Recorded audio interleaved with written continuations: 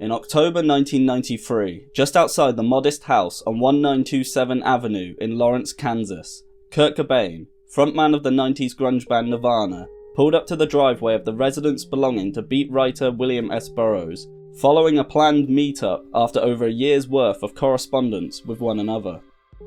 The correspondence began when Cobain contacted Burroughs the year prior, having been a fan of his work since discovering books such as Naked Lunch and Junkie at the Timberland Regional Library as a high school senior. Burroughs' willingness to be experimental in his writing, using his infamous cut-up technique and controversial subject matter, seemed to have resonated with Cobain, who would later cite Burroughs as someone who influenced his songwriting and who he would also hold in high regard, going so far as to call him an idol of his.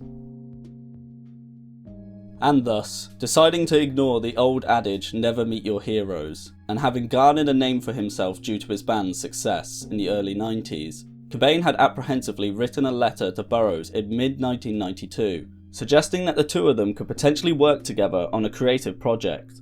A few weeks later, Burroughs would agree to collaborate. Burroughs' contribution to the collaboration would come in the form of a tape containing a recording he had taken of a short story originally published in 1973 in a short story collection of his called Exterminator, the story of which was titled The Priest They Called Him. He had recorded the reading at his home on the 25th of September and mailed it to Cobain. Receiving the tape, Cobain, having been inspired by John Townley's To Anacreon in Heaven and Freeman Young's Silent Night, contributed noisy guitar backings reminiscent of the two songs to Burroughs' reading, which he recorded in November at the Laundry Room Studio in Seattle, culminating in the limited edition 10-inch one-sided picture disc titled The Priest They Called Him, which was released on Tim Kerr Records on July 1st, 1993. The Priest They Called Him lasts just under 10 minutes and is reminiscent of the Velvet Underground's second song off their second album, White Light, White Heat, titled The Gift, in that a story is spoken over the accompaniment of noisy instrumentals. The story itself consists of a nameless man, only referred to as the Priest, who is attempting to score some heroin on Christmas Eve. As the night goes on and the chances of finding something to score with become less likely by the minute, the priest gets lucky when he spots a thin boy in prep school clothes exit a taxi, and as he pays the cab fare and enters his residence, leaves a briefcase unaccompanied in the open doorway. Without hesitation, the priest steals the briefcase and walks it to an empty space in Lincoln Park, where he opens it only to find two severed human legs inside, which he swiftly shoves out before walking out of the park with only the empty briefcase. Next, the priest sells the empty briefcase and visits a crooked doctor, who after some heated back and forth, agrees to give the priest an ampoule for the $3 he made selling the case. Returning to his home at the rooming house, the priest enters his room, and just before getting his fix, hears the moaning of a man suffering withdrawal symptoms emanating from the room next door. The priest is thus thrown off his own plans to get a fix, and enters the room in which the sound is originating, and in an act of kindness, a sad Christmas miracle of some sort, the priest gives what little of his fix he had managed to obtain to the poor Mexican kid with cramps in his legs, whose suffering he could relate to, thus easing him of his pain. In the final lines, the priest returned empty-handed to his room and sat on his bed, feeling all the grey junk yesterdays that hit him like heavy silent snow, and seeing as the man himself was a priest, he died in his room knowing there was no need to call one. As the story of the priest they called him is told by Burroughs, Cobain's guitar backing wails in the distance, accompanying the chaotic insides of the priest with the only sometimes perceptible Silent Night Holy Night riff playing before descending into more noise, which slowly fades out on Burroughs' final lines, as if to simulate the life of the priest himself giving out.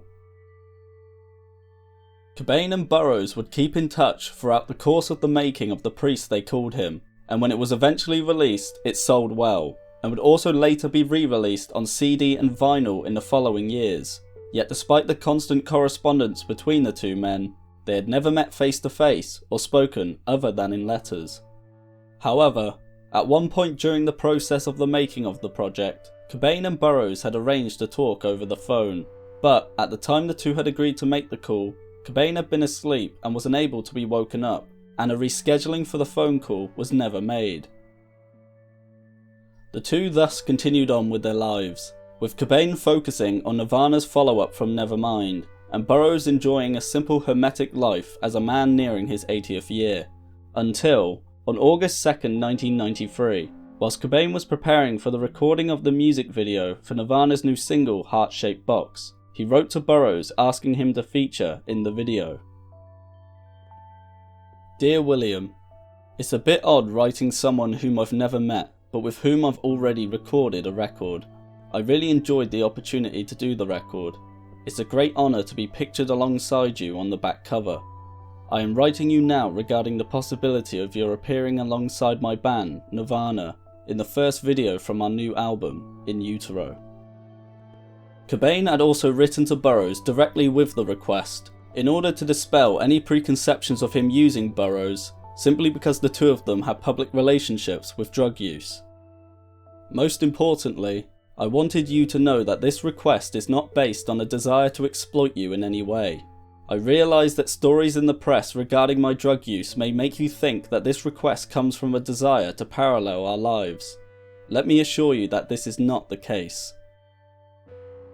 Unfortunately for Cobain, Burroughs declined the offer to appear in the video, yet had expressed a desire to meet in person, to which arrangements were made, leading to Cobain being driven by friend and road manager Alex McLeod to Burroughs' residence 2 months later. Burroughs would later describe the initial interaction on that October day as such. I waited and Kurt got out with another man. Cobain was very shy, very polite, and obviously enjoyed the fact that I wasn't awestruck at meeting him. There was something about him, fragile and engagingly lost. He smoked cigarettes but didn't drink. There were no drugs. I never showed him my gun collection. During the meet, the two exchanged gifts, with Burroughs giving Cobain a painting and Cobain giving Burroughs a signed copy of a Leadbelly biography.